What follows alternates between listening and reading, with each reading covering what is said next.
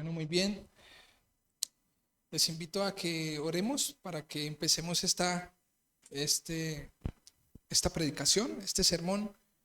Así que inclinemos nuestro rostro al Señor. Señor, rogamos a ti que glorifiques a tu Hijo.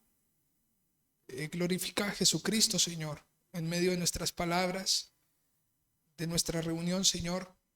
Que la palabra de Cristo abunde, Señor, en abundancia, que sea abundante, Señor, en todo lo que digamos. Que mis hermanos, que la iglesia simplemente puedan ver a Jesús en todas las responsabilidades que se les demanda, que tú les demandas, Señor, como cristianos, como tus hijos. Señor,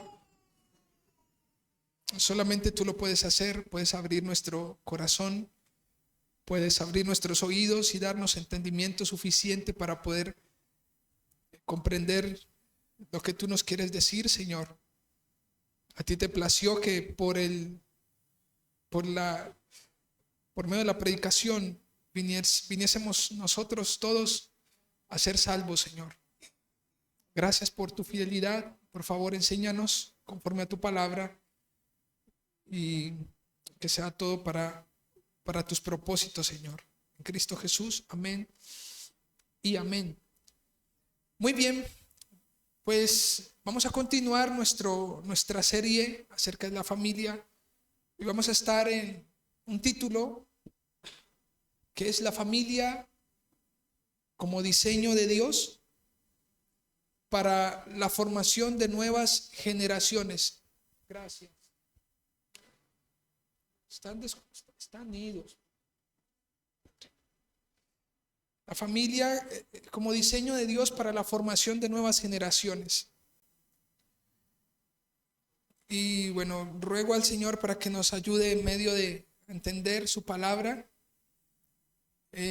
Quisiera que de entrada, ahorita vamos también a considerar este texto, pero de entrada consideráramos 2 de Corintios capítulo 7, versículo 10. Y les voy a animar para que lo leamos en la Nueva Traducción Viviente. Si me pueden ayudar en la Nueva Traducción Viviente.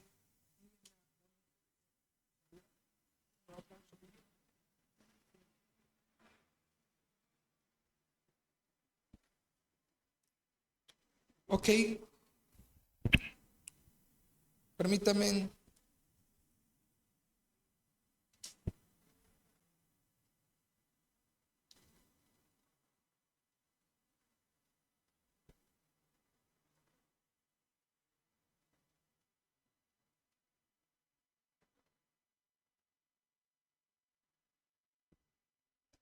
Ok, versículo 10.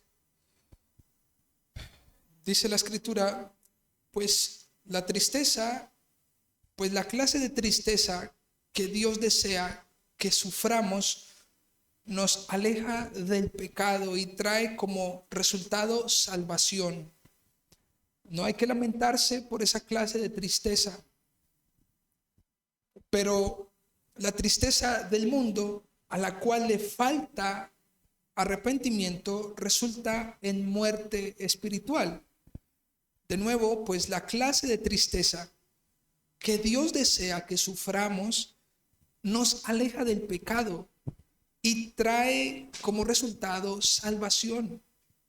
No hay que lamentarse por esa clase de tristeza, pero la tristeza del mundo a la cual le falta arrepentimiento resulta en muerte espiritual.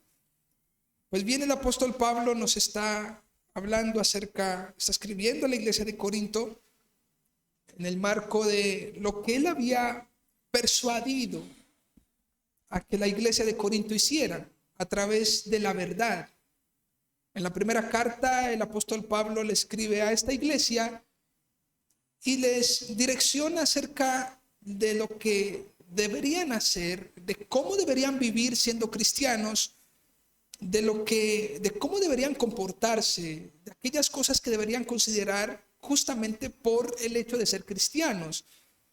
En 1 Corintios capítulo 1, versículo 2, el apóstol Pablo le dice, ustedes son santificados, pero son llamados a ser santos. Y es en el marco de esto, de esta verdad, que Pablo les escribe. Pablo quiere que la iglesia se santifique. El propósito inicial de Pablo es que la iglesia sea santa, que la iglesia conozca al Dios santo, sus mandamientos, su dirección, y que de la misma forma procedan. Ahora, Pablo está hablando acerca de dos clases de tristeza, una que es la del mundo, una que actúa sin arrepentimiento. No hay, hay a lo mejor una clase de melancolía, de tristeza, de una emoción que simplemente resulta en muerte espiritual, ¿sí? Pero hay otra clase de tristeza, y es lo que dice Pablo. De hecho, en los textos anteriores dice que una vez vino Tito a traer el reporte de lo que había sucedido en la iglesia. Tras conocer la primera carta, Tito vino y le dijo a Pablo como: hey, esa gente inicialmente estuvo muy triste, esa gente estuvo afligida, a lo mejor estuvo conmocionada, pero esa tristeza los trajo al arrepentimiento, ¿sí? Así que, pues Pablo dice, pues esto es bueno, que hay una tristeza por el pecado mismo, ¿sí? Por el pecar. Cada vez que se peca, entonces que las personas tengan ¿qué? Tristeza en su corazón, ¿sí? Y esa clase de tristeza pues da como resultado la salvación. Ahora, ¿por qué iniciamos con este texto? Lo van a entender ahora. Quisiera que recordáramos el título, la familia llamada ¿a qué? La familia es el diseño de Dios, ¿cierto? O como diseño de Dios, ¿para qué? Para formar una nueva generación o nuevas generaciones. Pues bien, la escritura, hace 8 días estábamos hablando acerca de que la familia es el diseño de Dios, ¿sí? Es llamada a reflejar la gloria de Dios y su carácter.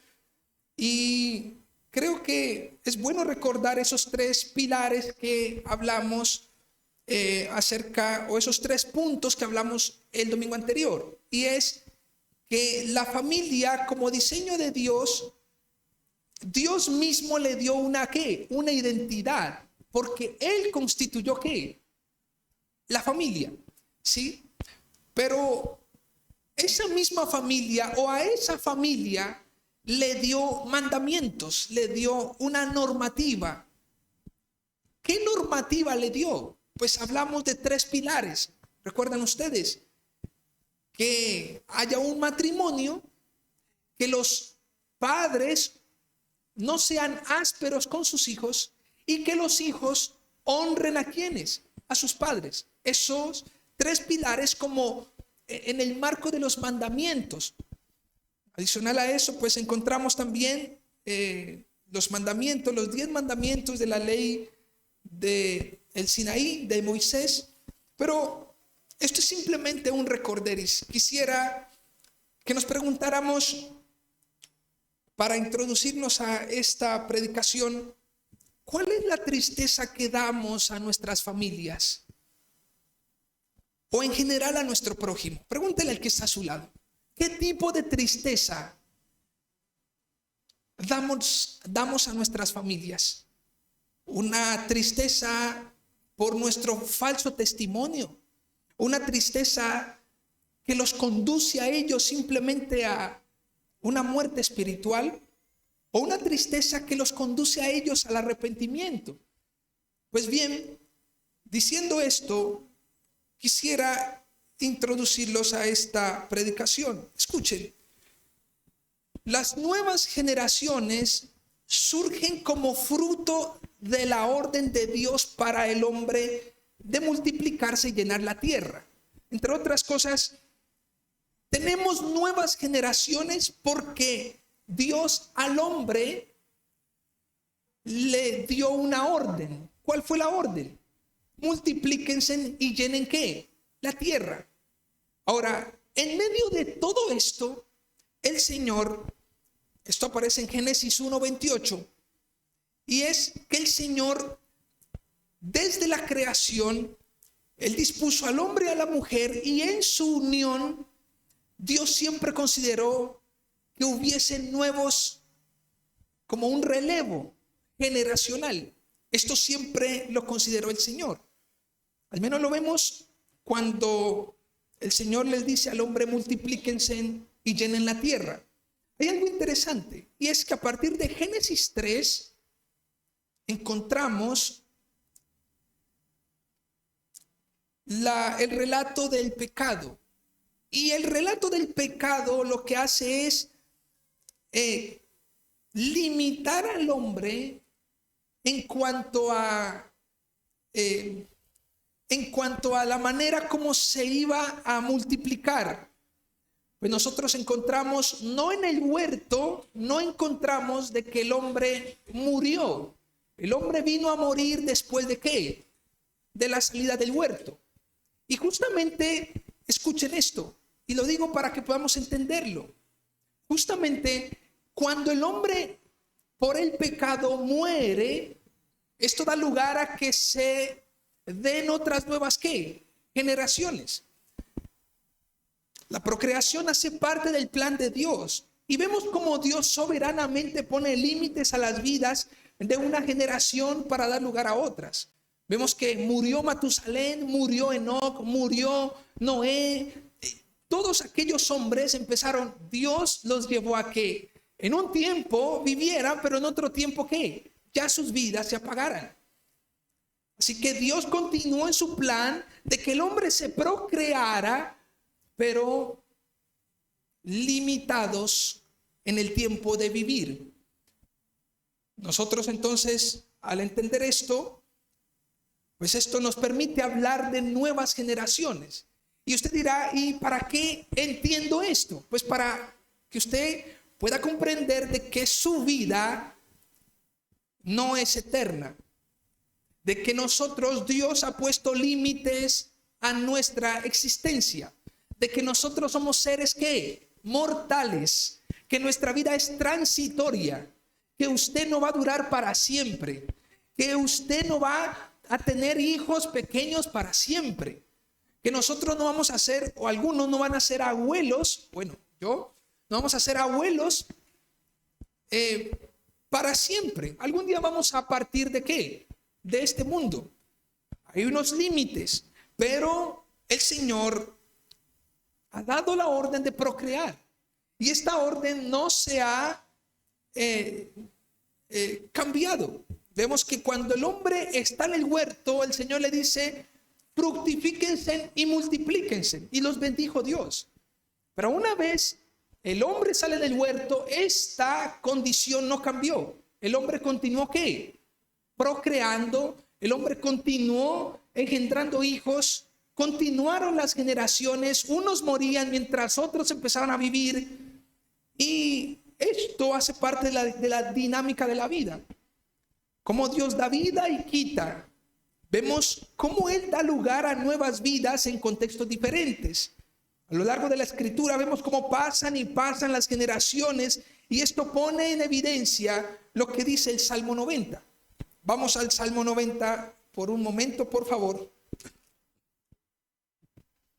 Cuando dice el versículo 3, vuelves al hombre hasta ser quebrantado, y dices: convertíos, hijos de los hombres, porque 1000 años delante de tus ojos son como el día de ayer que pasó, y como una de las vigilias de la noche. Los arrebatas como torrentes de aguas, son como sueño, como la hierba que crece en la mañana florece y crece, a la tarde es cortada y se seca.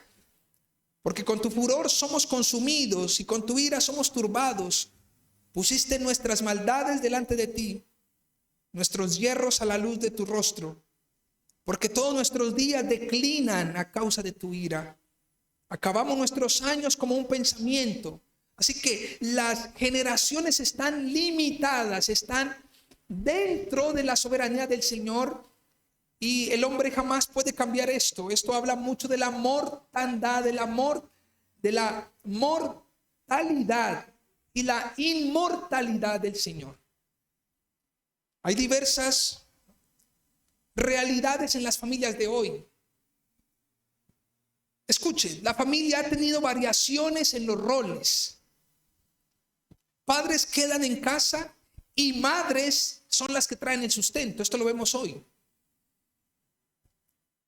Funciones en el hogar de manera equilibrada. Ahora ya el hombre, la mujer dice, bueno, debes ayudarme a lo mejor, ¿verdad? Y el hombre es el que también a lo mejor empieza a atender un poco el hogar, porque ya muchas de las mujeres han salido a trabajar para traer también sustento a la casa. Así que si ambos salen a trabajar, pues ambos están a lo mejor cumpliendo roles en el hogar. El hombre ya no puede decir como que no, pues yo solamente soy el que trabajo y traigo el sustento, que eso era lo que pasaba anteriormente, ¿sí? Las funciones en el hogar están de manera equilibrada. En las responsabilidades e influencias también hay variaciones. Escuchen, y esto es un ejemplo de los hijos hacia los padres y no tan solo de los padres hacia los hijos. Hoy en día son los hijos muchas veces que dan ejemplo, ¿qué? A los padres. Son los hijos muchas veces que influencian a quienes, a sus padres, o son los nietos. Tenemos personas o padres inconversos, personas o padres que no dan un ejemplo de vida, de función, de responsabilidad a sus hijos. Y ahora tenemos hijos que, contrario a esto, dan ejemplo a sus padres. Tenemos familias donde en su historia reciente nunca se casaron. Nosotros, en mi caso, en mi familia no venían con una noción de matrimonio, pero nos casamos y bueno, se marca un modelo, una pauta.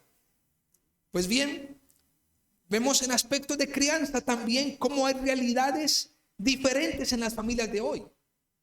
Vemos padres o madres solas con la responsabilidad de la crianza, o abuelos con potestad e injerencia de crianza sobre sus nietos. Así que las familias, la dinámica de la familia hoy ha cambiado. Pero pensar, escuchen esto, pensar en ese modelo principal de que nos habla la Biblia acerca de la familia es importante. Porque el hecho de que nosotros hayamos tenido un tipo de historia no significa de que nuestras generaciones no vayan a cambiar esa historia. Entre otras cosas, como yo siempre fui una mujer soltera, entonces no le enseñaré a mi hijo a la importancia del matrimonio. ¿Sí? Esto es un error, porque nuestro aprendizaje no debe ir desde nuestras experiencias, sino desde la palabra. La palabra es la que debe poner cada enseñanza en mi casa. No, pues es que yo siempre fui una mujer sola y pues mi hija tiene que aprender a estar sola. ¿Y por qué? Si esto no es bíblico. En el momento que nosotros conocemos la escritura nos muestra un modelo de ¿qué? De familia. Y hablábamos de 3 pilares y creo que es bueno recordarlos acerca del matrimonio. Y yo diría que de los 3 pilares hay algo importante. Cuando tenemos al matrimonio, tenemos a unos padres que no deben ser ásperos con sus hijos, y tenemos a unos hijos que deben honrar a sus padres. Pues todo empieza y todo orden empieza cuando hay un matrimonio. ¿Me siguen? Hoy en día tenemos los rezagos, escuchen esto, las secuelas en hogares justamente por la desobediencia y por la ignorancia de la escritura. ¿Me siguen? Es como, no, pues es que se metió muy joven. Entonces, pues tuvo un hijo y bueno, ok, ya tenemos y vamos con la consecuencia adelante, pero eso no significa que dejemos de enseñar lo que es ¿qué? Bíblico. Porque si nuestra familia anteriormente vivió de cualquier manera, en cualquier variación de familia, pues en cuanto yo pueda leer las escrituras, sea un abuelo, sea una abuela, sea un padre, sea una madre, yo debo enseñar ¿qué? Las escrituras. El consejo debe ir y debe salir desde las escrituras. Ahora, debemos pensar que a menudo nuestra familia es motivo de orgullo. Ayer estaba estudiando esto y casi me puso a pensar mucho, me quebré mucho, porque a veces nuestras familias son un motivo de mucha satisfacción. Y a veces cuando nada nos falta en la familia parece que sonreímos y simplemente nos acostumbramos a esa realidad. Pero el creyente sensato, escuche, llevará en su corazón la carga de sus hijos y de su familia. Las decisiones que tomen, aunque no, y es interesante porque nosotros no tomamos las decisiones por ellos. Son ellos ¿qué? Las que terminan tomándolas. Pero sus decisiones, a pesar de que no tenemos injerencia en cuanto a lo que ellos decidan, sí podemos tener influencia en eso. Sí podemos persuadirlos a que tomen buenas decisiones. Nosotros debemos pensar en los pasos que vayan dando en la vida. Alguien dirá, ¿para qué entonces traemos hijos a la tierra? Pues escúchame, tener hijos es un mandato de Dios. En el Salmo 127 nos dice que son como unas flechas en la aljaba del valiente. Sin embargo, entender que el pecado, la condición en su corazón, amerita que el corazón sea discipulado. Esto es importante. Escuchen, hasta no entender cuán profundo y cuán fuerte, cuán destructor sea el pecado, no nos interesaríamos tanto para discipularlos a ellos. ¿Sabes tus hijos dónde están hoy? ¿O sabes tus hijos o nuestros hijos para dónde van mañana? Queridos padres y queridos abuelos, quisiera que despertaran un poco. Porque a veces vivimos en un momento de confort. Nuestros hijos son como unas flechas en la aljaba del valiente. Interesante porque primero fue el valiente y luego las flechas. Interesante porque primero se debería dar un matrimonio para luego constituirnos como padres. Y luego de ser padres, entonces demandarle a nuestros hijos una honra, pero no por imposición, sino por ejemplo. Dios nos ha dado mandamientos y antes de enseñarlos debemos vivirlos para cuando nuestros hijos nos pregunten. Y ahorita vamos a ese texto en Deuteronomio 6:20.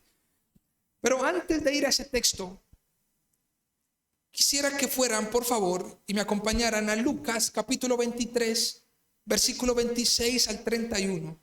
Lucas capítulo 23.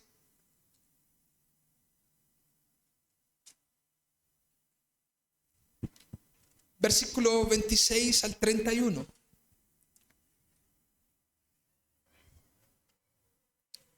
Vamos a leerlo.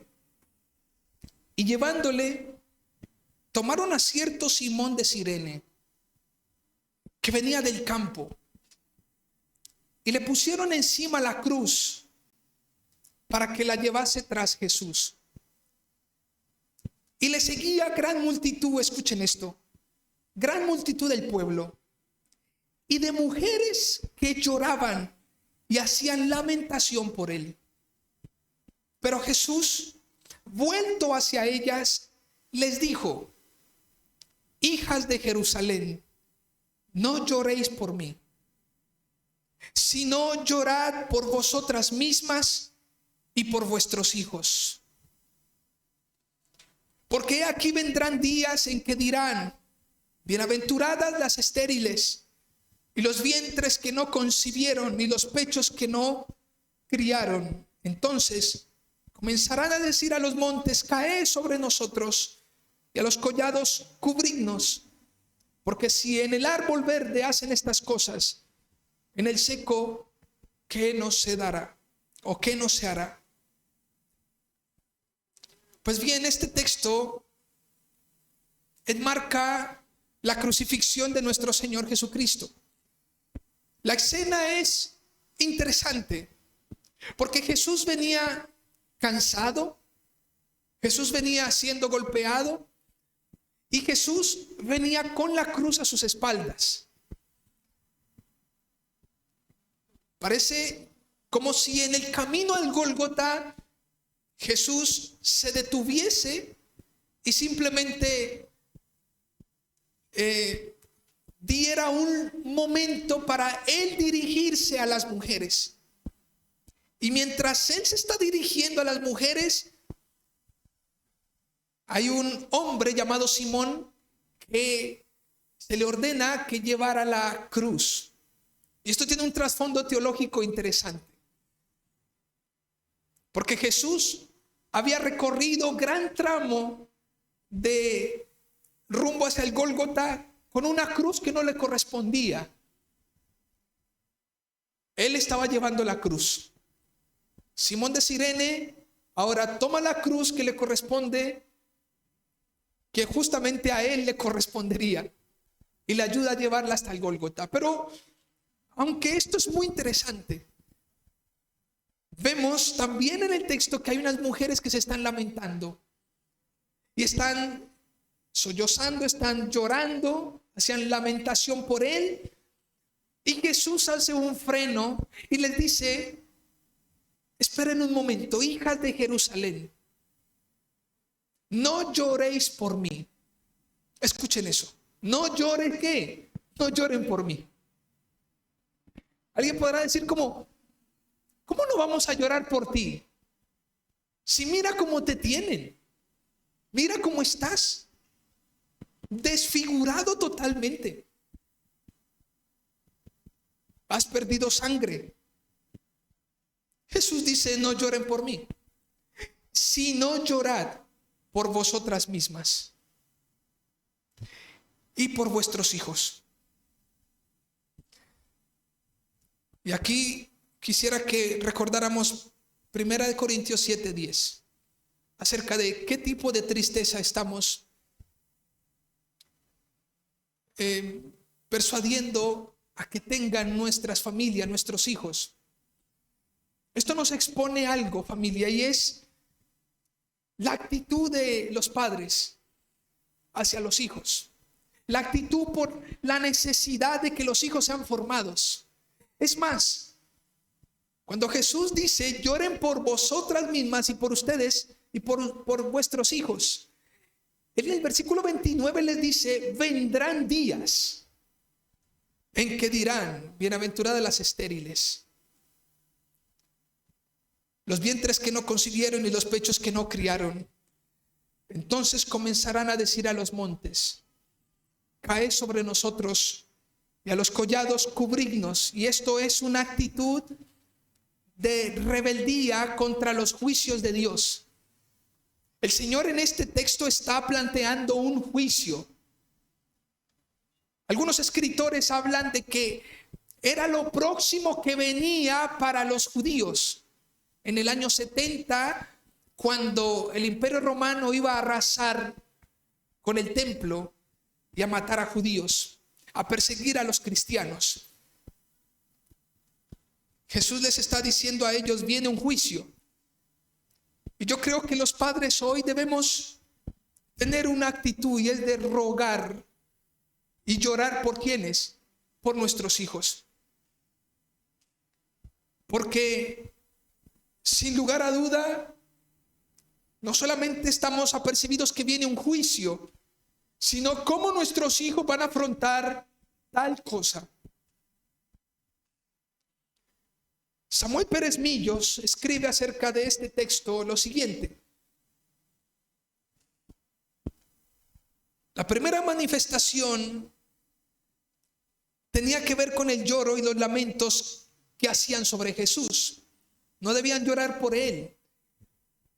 Era tener una visión corta. Llorar por él era tener una visión ¿qué? Corta. Posiblemente desconocían que el Señor había anunciado tanto su muerte como su resurrección a aquellas mujeres. Es verdad que los sufrimientos y la muerte que le esperaban serían angustiosos a nuestro Mesías y difíciles de soportar, pero la mirada de ellas tenía que dirigirse al futuro, como les señala inmediatamente. La pregunta que podríamos hacernos es: ¿dónde está dirigida nuestra mirada? ¿Es simplemente el día a día de nuestros hijos, en satisfacer sus caprichos? ¿Dónde está nuestra mirada al futuro con ellos? Aquellas mujeres no lloraban por el pecado del pueblo. Escuchen esto, me pareció interesante.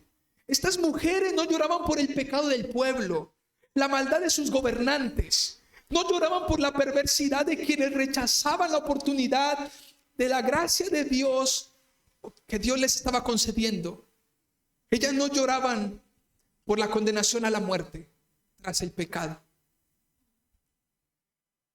Ellas lloraban por un inocente, por un hijo de Dios, por el rey de Israel.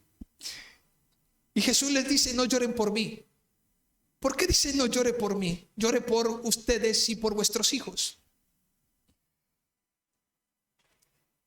La muerte de este inocente, claro que fue siempre injusta, la muerte de nuestro Señor. Estaba próximo a ser crucificado el Hijo de Dios, el Rey de Israel. Pero Jesús las invita y las convida a llorar más bien por los hijos de ellas y por ellas. Ellas estaban mirando muy corto. Y hoy en día, en las familias, parece que simplemente damos paso y damos lugar y nos alegramos cuando todo está bien, pero cuando lloramos por aquellas cosas que no resultan tan bien. Así que nuestros hijos, si no los aceptan en un colegio o en la universidad, o si les va bien o mal, empezamos a reír o a llorar. Y escuchen, ¿cuántos de nosotros hemos llorado por el pecado de nuestros hijos? ¿Cuántos de nosotros hemos llorado por la maldad de ellos?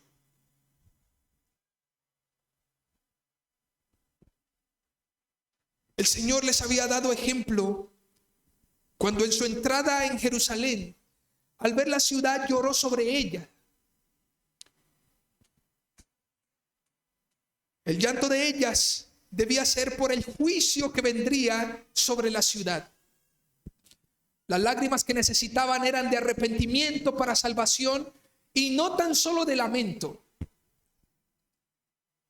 Y a veces como padres lamentamos que a nuestros hijos los despidan del trabajo y lloramos por eso. ¿Por qué no lloramos realmente por lo que vale qué? Por lo que vale la pena. ¿Acaso no vemos nuestros hijos como desordenadamente van adelante? Esto persiste en el tiempo. La relación de muchos con Jesús es una experiencia muchas veces meramente sentimental. Lloran ante la cruz, se conmueven por los sufrimientos, pero no dan un paso de entrega personal. Oh, por Dios. Lloramos por Jesús. Pobre Jesús, tremenda película. Wow, pero mira cómo, ok. Podemos llorar ante la cruz, podemos llorar por el Mesías, por todo lo que le hicieron.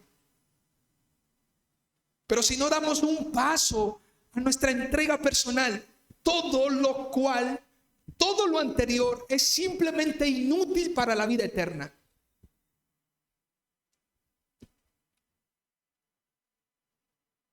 Un hombre llamado Lenski escribe: los sufrimientos de Jesús todavía excitan las emociones, especialmente a los sentimentales. Mas todo sentimentalismo respecto a Jesús carece de valor, aunque esté lleno de lágrimas. Que los pecadores lloren por ellos mismos y por sus pecados, que lloren como Pedro. Entonces sus lágrimas pueden llevarlo a algo que tengan algún valor. Si no lloramos, o más bien,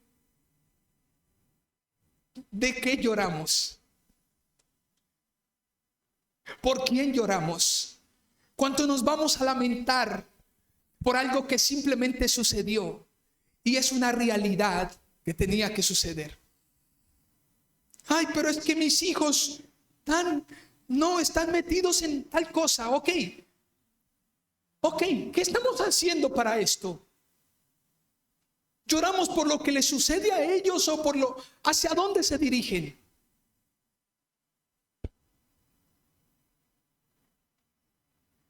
Lemsky dice que los pecadores lloren por ellos mismos y por sus pecados, que lloren como Pedro. Entonces sus lágrimas pueden llevarlos a algo que tengan un valor, que valga la pena. He sacado algunas implicaciones de este texto. Y es que, número uno, este texto implica que fácilmente lloramos por los sucesos de afuera y no por los propios. Fácilmente lloramos por los sucesos de afuera y no por los propios. Muchas personas lloran por lo que sucede allá, pero ignoran lo que está sucediendo a la interna de la casa. Esto también implica, número dos, la realidad de la condición de nuestros hijos, sus acciones y vivencias. Dígale que está a su lado: nuestros hijos. ¿Dónde están nuestros hijos? Pregúntale. ¿Hacia dónde se dirigen nuestros hijos? La nueva generación que está creciendo en las narices nuestras, para aquellos que tenemos hijos pequeños, ¿hacia dónde se dirigen? Y a lo mejor alguien dirá: no, pues yo ya vivo fuera, No creas. Los nietos que tienes, los hijos que tienes, ¿hacia dónde se están dirigiendo? Número tres, eso también implica la falta de entendimiento para considerar lo que realmente importa. La gran pregunta es: ¿qué realmente importa? Que nuestros hijos estén bien. ¿Cómo estamos formando a nuestros hijos, a nuestra nueva generación?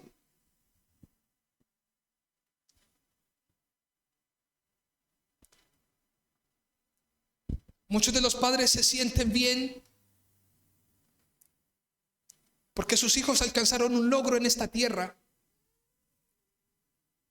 Pero ¿será que eso no será suficiente para un corazón sensato cristiano? ¿Qué queremos? ¿Que nuestros hijos ganen el mundo y pierdan su alma? ¿Es eso lo que queremos?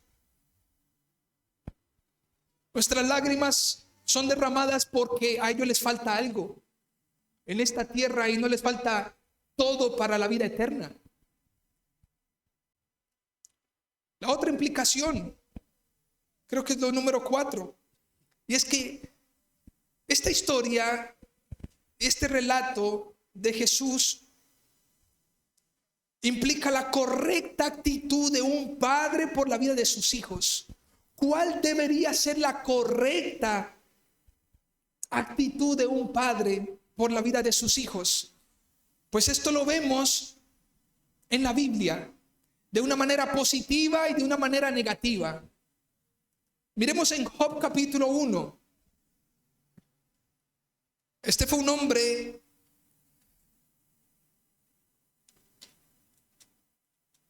que creo que nos da ejemplo de cómo debería ser la actitud de un hombre temeroso del Señor, de un padre, de alguien que tiene una responsabilidad sobre hijos. En Job capítulo 1, versículo 2. Versículo 1 dice: hubo en tierra de Uz un varón llamado Job, y era este hombre perfecto y recto, temeroso de Dios y apartado del mal. Y le nacieron 7 hijos y 3 hijas.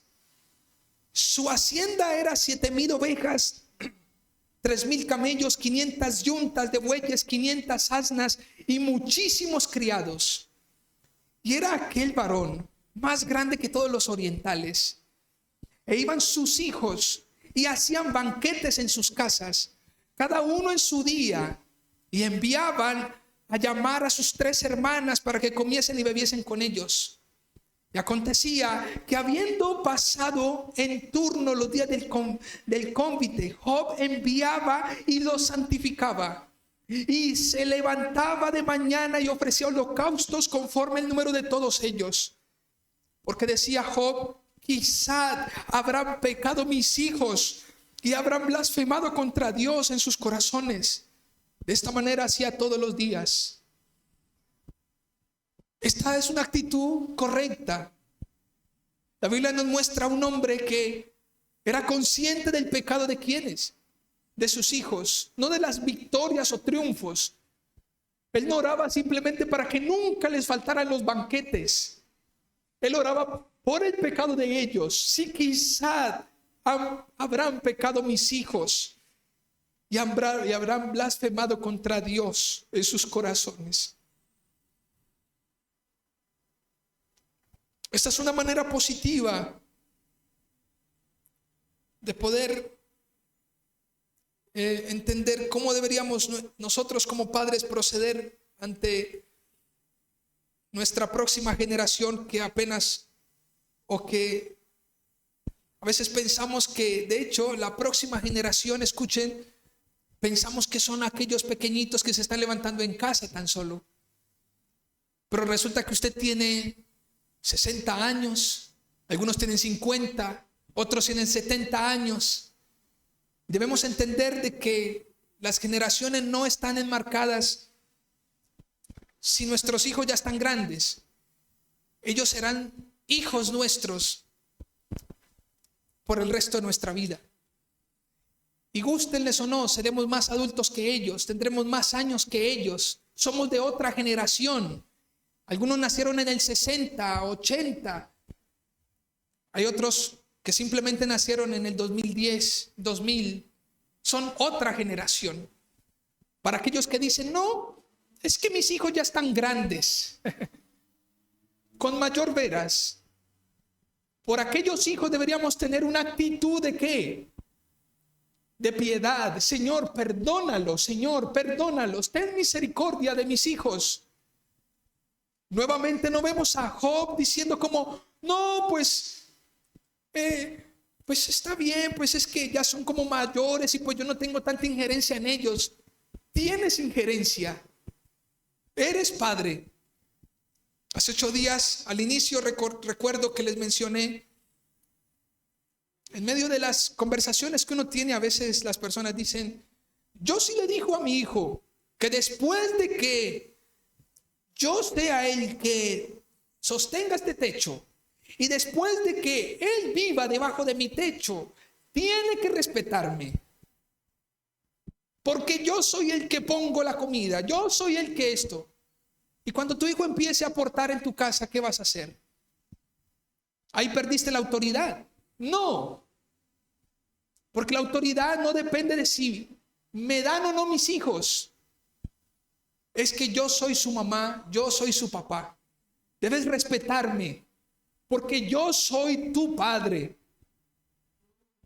Ahora, vemos a alguien o un ejemplo negativo. Y es el ejemplo de Elí. En primer libro de Samuel, capítulo 2, versículo 12. Los hijos de Elí eran hombres impíos y no tenían conocimiento de Jehová. Alguien podrá decir como: no, pero es que los hijos de Elí eran chiquitos. No, eran unos varones grandotes. Ya estaban formados. Y a ellos también hay que estorbarles el pecado familiar. Para ellos también es la corrección y la amonestación en el Señor. Con ellos también debemos no ser ásperos, de manera que no tengan algún motivo para venir a vituperar a Jesucristo. Elí tenía unos varones ya grandes. Estos hombres eran impíos y no tenían conocimiento de Jehová. Y era costumbre de los sacerdotes con el pueblo que cuando alguno ofrecía sacrificio, estoy en primer libro de Samuel 2:13, venía el criado del sacerdote mientras se cocía la carne, trayendo en su mano un garfio de 3 dientes, y lo metía en el perol, en la olla, en el caldero o en la marmita, y todo lo que sacaba el garfio, el sacerdote lo tomaba para sí. De esta manera hacían con todo israelita que venía a Silo. Asimismo, antes de quemar la grosura, venía el criado del sacerdote y decía al que sacrificaba de carne que asar para el sacerdote, porque no tomará de ti carne cocida, sino cruda. Bien, creo que esto es contexto, pero mire el versículo 16, y si el hombre le respondía, quemen la grosura primero y después toma tanto como quieras, él respondía, no, sino dámela ahora mismo, de otra manera yo la tomaré por la fuerza. Era pues muy grande delante de Jehová el pecado de los jóvenes, porque los hombres menospreciaban las ofrendas de Jehová. Y esto están hablando justamente de los hijos de Elí. Versículo 22, pero Elí era muy viejo y oía que todo lo que sus hijos hacían con todo Israel y cómo dormían con las mujeres que velaban a la puerta del tabernáculo de reunión. Y les dijo, ¿por qué hacéis cosas semejantes? Porque yo oigo que todo este pueblo vuestros males oigo de todo este pueblo vuestros males procederes. No, hijos míos, porque no es buena fama la que yo oigo, pues hacéis pecar al pueblo de Jehová. Si pecare el hombre contra el hombre, los jueces le juzgarán. Mas si alguno pecare contra Jehová, ¿quién rogará por él? Pero ellos no oyeron la voz de su padre, porque Jehová había resuelto hacerlos morir. Esta es la historia triste de los hijos de ¿quién? De Elí. Unos hijos ya grandes que en el contexto nos están hablando acerca de las ofrendas que traían para el Señor. Pero estos jóvenes, estos hombres ya adultos, pues las tenían como, las menospreciaban. Y dice que se acostaban con las mujeres, que se dormían con las mujeres que velaban a la puerta del tabernáculo. De alguna manera podemos ver que Elí faltó a su proceso de crianza. Estos hombres, dice el versículo 12, que me conmueve mucho el corazón, porque eran hombres impíos y no tenían conocimiento de Jehová. La pregunta es, ¿y quién era Elí para que sus hijos no conocieran de Jehová? Era el sacerdote. ¿Y quiénes son nuestros hijos? ¿O qué padres tienen nuestros hijos? Pregúntese. ¿O qué abuelos tienen sus nietos? Para que no les enseñemos la verdad. Así que vemos una manera positiva, pero una manera también negativa de la correcta actitud que deberían tener los padres hacia sus hijos. Vemos a Elí que ya cuando sus hijos estaban totalmente desbocados, él simplemente les pregunta ¿qué hacen? ¿Por qué hacen esto? He escuchado la fama de ustedes. Elí, en serio, apenas te estás dando cuenta lo que tus hijos, apenas tu corazón ha sido movido. ¿Por qué no moviste tu corazón antes de que tus hijos hicieran esto? Porque dice la escritura que ya Dios había destinado que ellos ¿qué? Murieran. Escuchen, hay un dicho que dice, no dejemos para mañana lo que podemos hacer ¿qué? Hoy.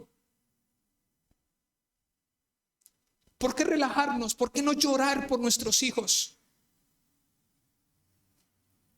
Aquel texto también implica una responsabilidad que recae en los padres, un esfuerzo, una constancia. Si mi carga es que sean salvos, ¿qué evangelio entonces estoy predicando? Abuelos, padres, si nuestra carga es que sean salvos, ¿qué evangelio estamos mostrando? ¿Qué evangelio estamos predicando?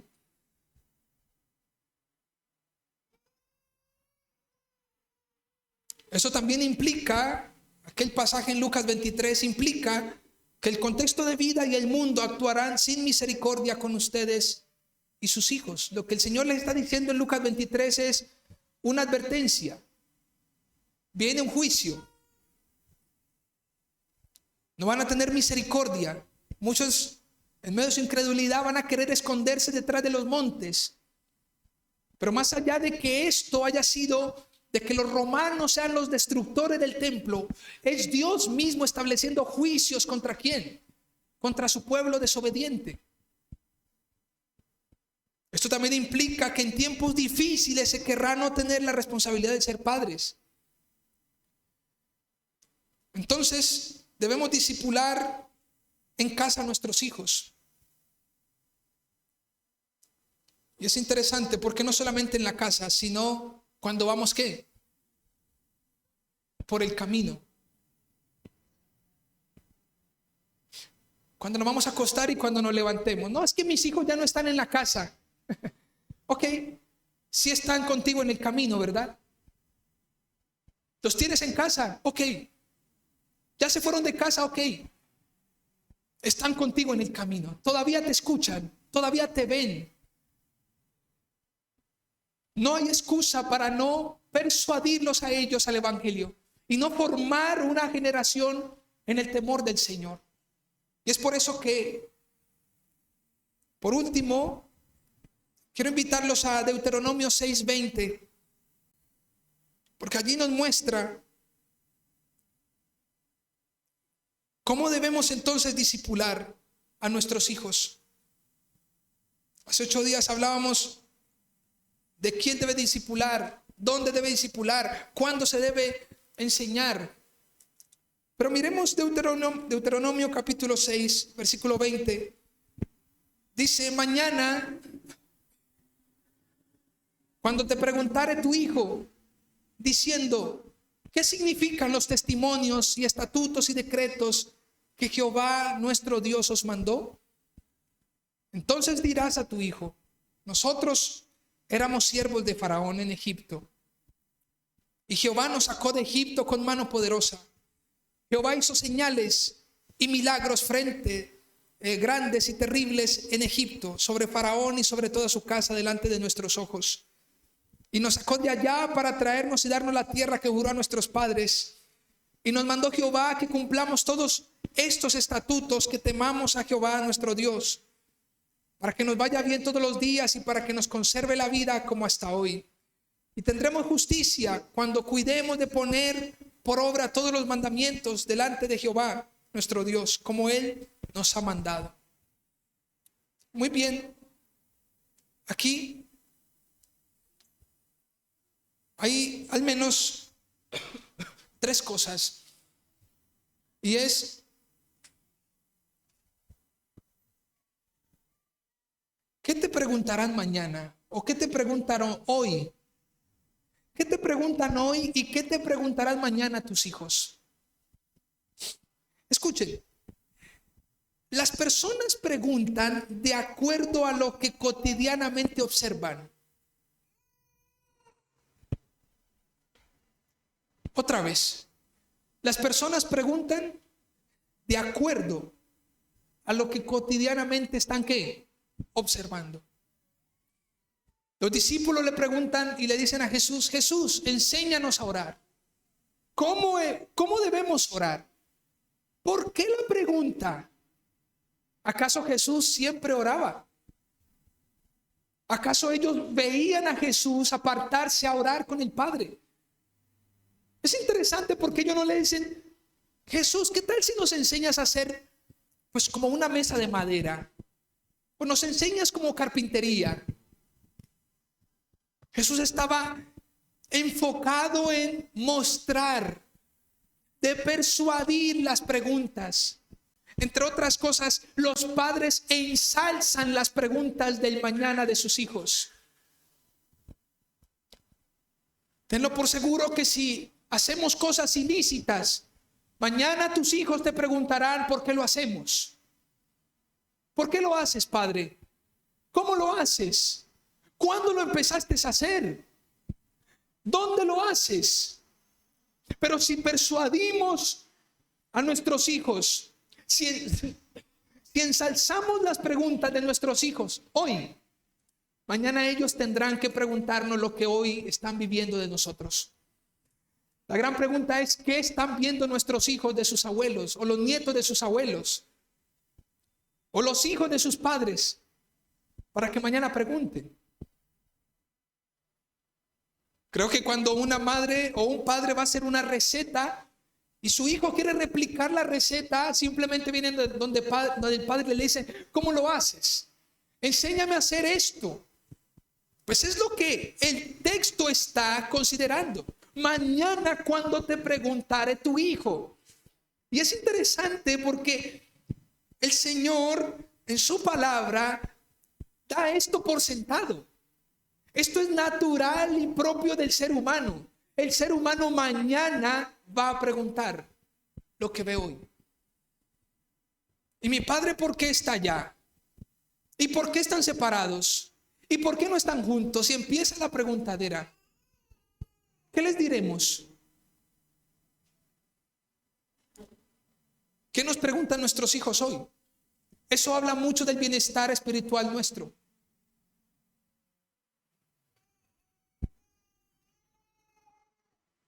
Eso habla mucho de lo que estamos persuadiendo a nuestros hijos. ¿Qué nos están preguntando? Ellos están preguntando, ellos preguntarán por aquello que les ha venido influenciando toda su vida. Y a mí me llama la atención esto, porque cuando una persona pregunta es porque requiere razones. ¿Están conmigo? Porque allá llega un momento de la vida donde dice, ok, he visto esto, he considerado esto de la vida. Las experiencias han marcado mi vida en esto, pero veo en ti que eres constante, que eres el mismo, que oras, que enseñas, que siempre me das un consejo de la palabra, que vives vidas piadosas, que tu matrimonio se sostiene, que se aman. Siempre pienso en qué es lo que están preguntando y para qué preguntan. Y lo número 2 que nos enseña este texto es cómo vivimos hoy. ¿Cómo vivimos hoy? Número 1, ¿qué nos preguntan hoy y qué nos preguntarán mañana? Número 2, queridos padres, abuelos, ¿cómo estamos viviendo hoy? Para que mañana vengan y pregunten. La influencia de los padres es definitiva. La persuasión desde la casa es trascendental. Allí encontrarán el modelo del cónyuge para el mañana, los roles definidos en el hogar para la continuación de la vida, la manera correcta para vivir vidas piadosas. Siempre pienso en algo. Yo tengo en mi casa 2 criaturas. Ayer, pues Isaac a veces se mete en el corral con Hannah. Así que quizás ya está grandote, pero ese corral ahí cabe él. Entonces nos acercamos nosotros. Y ellos estaban ahí como medio lochudos. Y yo les decía a Dani, le dijo, mi amor, y esto lo compartí con una pareja también, porque que la hija que se está levantando en nuestra casa, escuchen esto, que miren el comportamiento de su madre y que quiera ser la esposa que es su madre con su padre y la madre que es esa mujer con ella. Entre otras cosas, que nuestros hijos simplemente puedan ver un ejemplo, un modelo. Y asimismo el varón.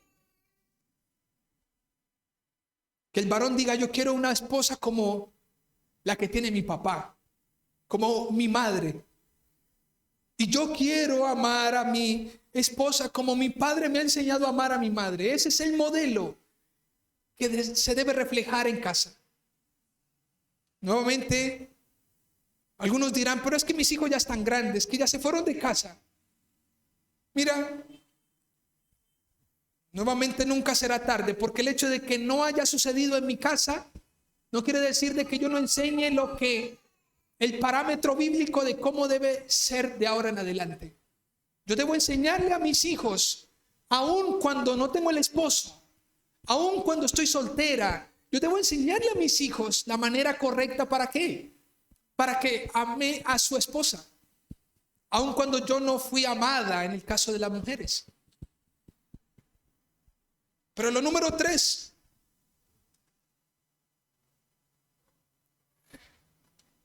este texto nos lleva a pensar el contenido de sus preguntas.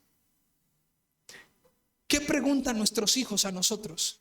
Miren que el texto dice: mañana cuando te preguntare tu hijo diciendo, escuchen eso, ¿qué significan los testimonios? ¿Por qué ellos preguntan qué significan los testimonios? Porque era lo que siempre sus padres, ¿qué? Pusieron en los postes. Porque eran lo que sus padres siempre les enseñaron en sus casas cuando iban por el camino. Esta es la manera como deberíamos formar nuevas generaciones. Si usted nota, desde el versículo 1 al versículo 9, que lo vimos hace 8 días, está quiénes deben enseñar, qué es lo que se debe enseñar, para qué se debe enseñar, para que teman a Jehová, para que se prolonguen sus días. ¿Se acuerdan de eso? Pero una vez se enseñe esto, ellos dirán: ok, ¿qué significa esto? Ellos ya empezarán ¿a qué? A razonar.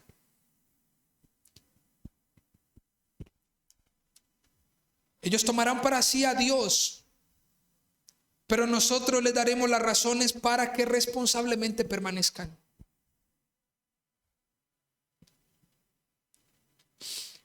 Mire, familia, si Dios ha empezado a obrar en nuestra casa, asegurémonos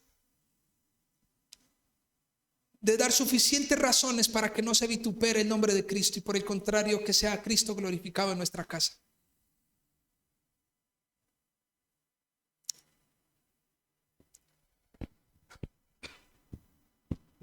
Y quisiera simplemente recordar lo que continúa después del versículo 21, porque allí hay al menos 4 cosas. Y es que, escuchen esto, cuando sus hijos o cuando la nueva generación requiera razones y requiera ser formada,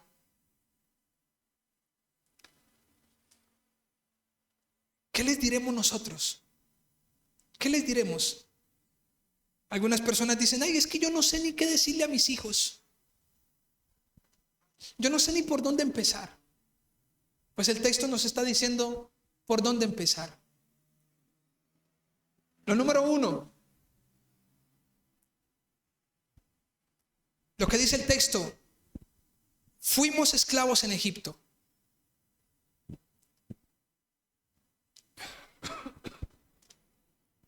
Para ellos fuimos esclavos en Egipto. Para nosotros éramos esclavos del pecado. Efesios 2 del 1 al 3. Estábamos muertos en nuestros delitos y placeres.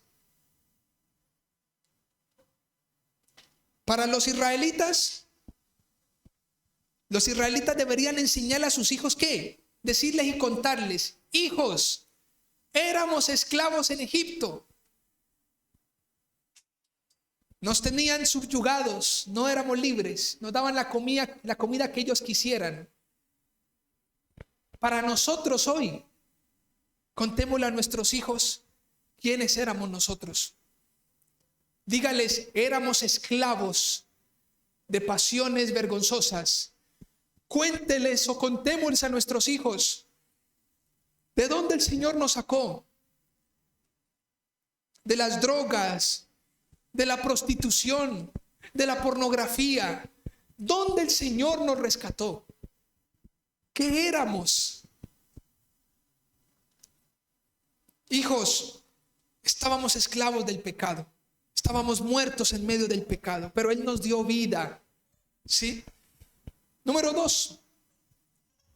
Para ellos dirían, Dios nos liberó de manera milagrosa y juzgó a los egipcios. Para nosotros, Dios nos salvó de una manera que milagrosa. Del juicio que ha de venir. Dios nos salvó de manera milagrosa del juicio que ha de venir.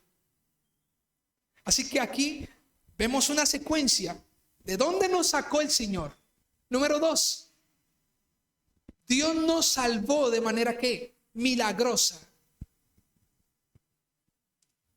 del juicio que ha de venir. Y eso aparece en Efesios 2, del 4 al 9, del 4 al 10.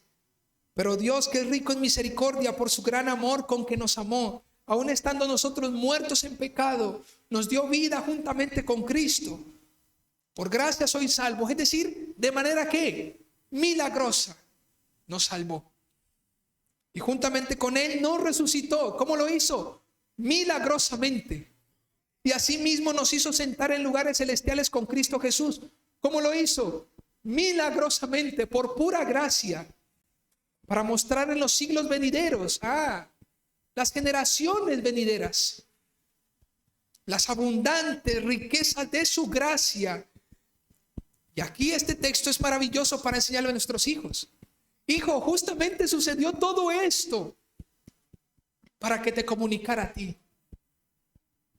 Porque el texto dice, para mostrar en los siglos venideros las abundantes riquezas de su gracia en su bondad. Los siglos venideros tendrían otra generación a la cual también tendríamos que dar a conocer al Señor. Pero número 3, para los israelitas, ¿qué le dirían ellos a sus hijos? Que esta obra fue conforme a la promesa que Dios le dio a los patriarcas. Que la obra que Él hizo fue conforme a su promesa, a la que fue dada a los patriarcas. Y bendeciré, le dice a Abraham, te bendeciré, Abraham, bendeciré tu descendencia, tu parentela. En ti serán benditas todas las familias de la tierra. Qué maravilloso. Eso fue una promesa. Para ellos, esta obra fue conforme a su promesa. Para nosotros, Dios nos ha incluido en sus promesas.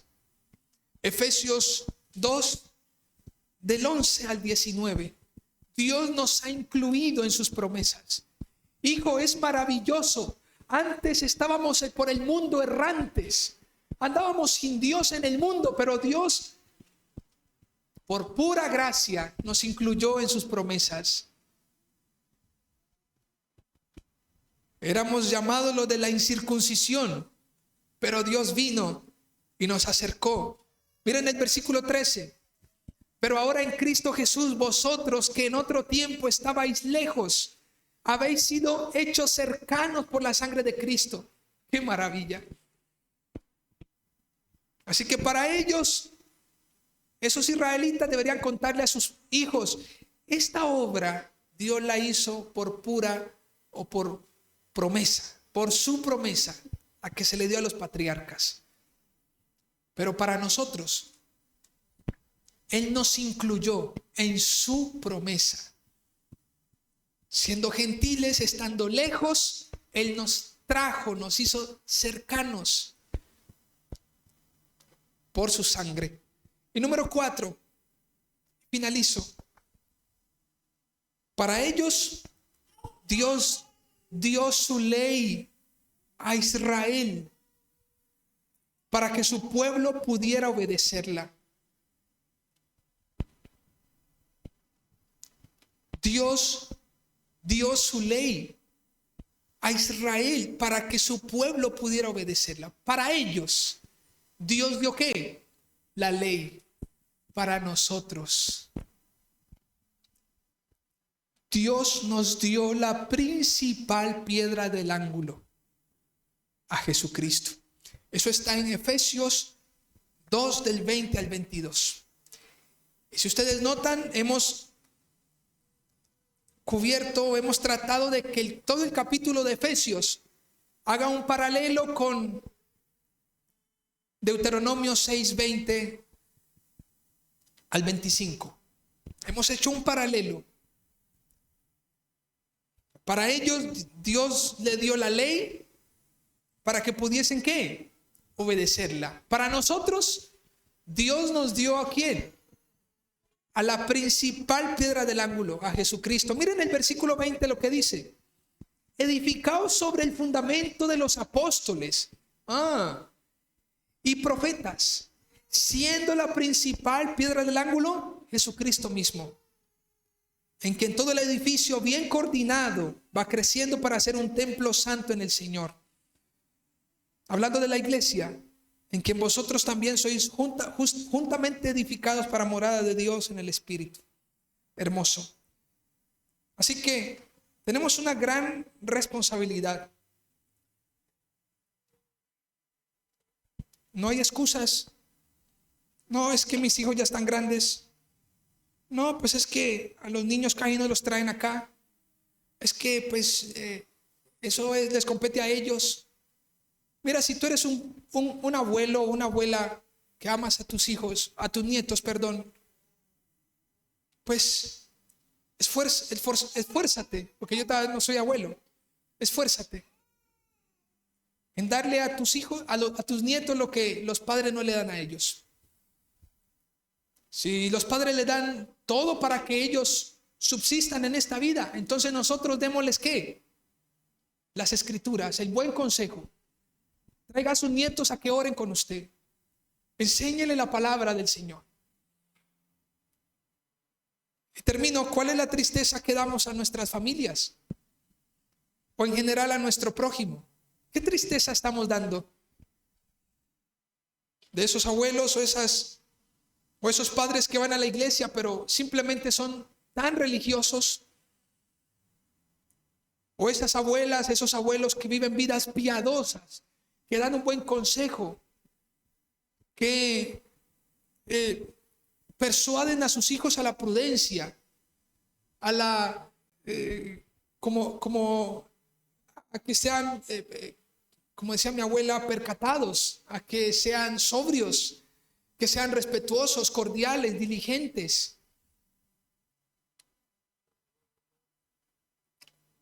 Vamos a orar, familia. Vamos a darle gracias al Señor. Así que para los israelitas, Dios les demandó y les dijo cómo debían hacerlo. ¿Qué significan los testimonios y los estatutos? Y vemos esas 4 cosas que el Señor les dice. Éramos esclavos en Egipto. Número 1, éramos esclavos en Egipto. Número 2, nos liberó milagrosamente. Todo esto fue, número 3, por su promesa. ¿Sí? Y número 4, a ellos les dio ¿qué? Una ley para que su pueblo le obedezca. Y para nosotros, número 1, para nosotros, lo número 1, Dios nos salvó, Dios nos sacó del pecado, nos libró nos rescató, ¿verdad? Estábamos esclavos del pecado. Número 2, nos liberó de esa esclavitud, ¿verdad? Número 3, fuimos incluidos, ¿qué? A su promesa. Éramos errantes, desconocíamos que teníamos un pastor. Ahora, hijos, vivimos llenos de esperanza. El que sostiene esta casa es Dios. Él es nuestro pastor, Él enjuga nuestras lágrimas. Contémosle a nuestros hijos ¿qué? ¿Cómo ha sucedido? Y número 4, nos ha dado la principal piedra del ángulo, a Jesucristo, en el cual los apóstoles pusieron fundamento, ¿verdad? Los profetas, para que podamos ser edificados. Vamos a orar, a darle gracias al Señor. Señor, gracias por tu fidelidad para con nosotros, por tu gracia inmerecida. Señor, te necesitamos en todo nuestro caminar. Si tú no estás, somos simplemente inútiles. Podríamos ser útiles ante la percepción humana, en la provisión que damos a casa.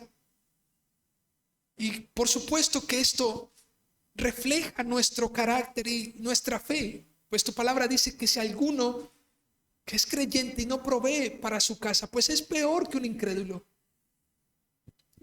Señor, pero haznos entender que no debemos conformarnos con la manera como nuestros hijos simplemente vayan por el camino. Algunos podríamos conformarnos con que sean exitosos en esta tierra, que no les falte nada. Esa nueva generación que se levanta, sean hijos pequeños o jóvenes o adultos jóvenes o ya adultos con hijos, con familia. Señor, que por tu gracia nosotros podamos ejercer autoridad sobre ellos, Señor. Ayúdanos a ensalzar la consulta que ellos tienen para nosotros, la manera como nos preguntan, cómo se dirigen a nosotros. Que si ellos vienen, que no haya nada que pueda estorbar aquel buen consejo que ellos puedan escuchar de nosotros. Levanta padres, levanta mujeres, levanta abuelos, abuelas, hombres y mujeres, ancianos, que sean sabios, que las mujeres sean prudentes. Como dice en la carta de Tito, que enseñen a las más jovencitas a cómo deben proceder en medio de sus relaciones. Que los hombres sean prudentes, que sean decorosos, que sean dueños de sí mismos. Oh Señor, rogamos por nuestros hogares, por nuestras familias. Hay tantas variaciones, Señor, tantos hogares que encontramos, Señor, ausencias, que encontramos las secuelas y los residuos del pecado, Señor. Vemos las marcas del pecado en los corazones. Como hay jovencitos que se levantan sin sus padres, con el rechazo de sus madres, con el maltrato, con la poca dignidad. Oh Señor, por favor, perdónanos y ayúdanos, Señor. Ayuda a mis hermanos en lo que ellos hacen como integrantes de una familia. Que ellos puedan reflejar tu carácter, Señor. Que las esposas a sus esposos se sujeten, Señor. Que sus esposos vean el testimonio. Si son incrédulos, que vean el testimonio, Señor, de esas mujeres fieles que hacen todo como para ti, Señor, y no como para los hombres. Señor, salva nuestras casas. Permite que como padres, como abuelos, no seamos ásperos con aquellos que tenemos en nuestra potestad, Señor. Que no demos lugar para que ellos puedan tener derecho a actuar de manera irresponsable y irrespetuosa contra nosotros. sino que demos un buen ejemplo, que ellos estén motivados a honrarnos. Oh Señor, salva nuestros hogares, Señor, y guíanos. Y que todo esto, Señor, sea para tu gloria y tus propósitos eternos, Señor. Gracias por tu fidelidad. Gracias por Cristo. Gracias, Señor, por donde nos has sacado, porque has roto nuestras cadenas, porque hemos sido incluidos en tus promesas, Señor. Enséñanos a hablar de ti, cómo callar, como cantábamos hoy.